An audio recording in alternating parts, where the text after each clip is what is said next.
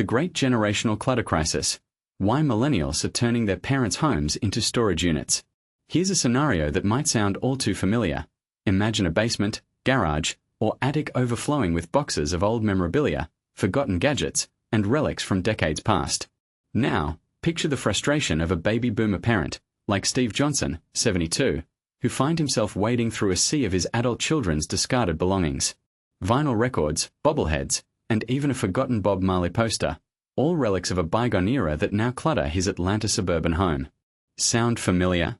This isn't just a storage problem. It's a generational clash over space, responsibility, and emotional attachment. But here's where it gets controversial. While baby boomers have long been criticized for their accumulation of stuff, millennials are now following suit, using their parents' homes as de facto storage units. And the parents? They're often left feeling resentful, their spaces overrun with items their kids can't, or won't, deal with. Is this a failure of millennials to launch into adulthood, or a symptom of a larger societal issue with consumption and responsibility? The problem isn't just about physical clutter. It's about the emotional weight we attach to objects, the unspoken obligations between generations, and the fear of letting go.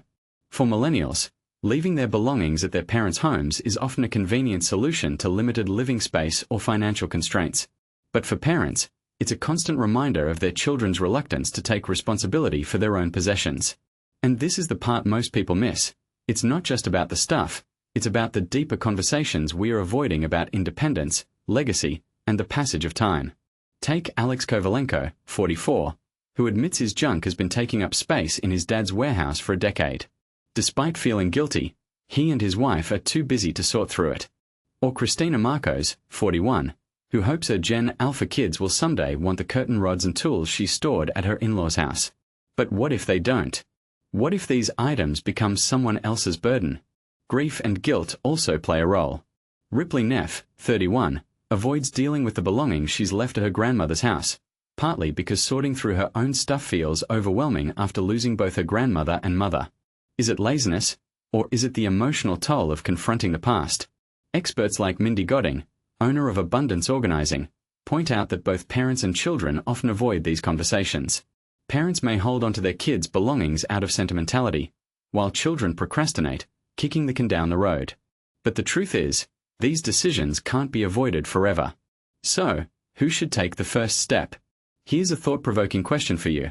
Are millennials failing to take responsibility, or are they simply products of a society that values consumption over sustainability?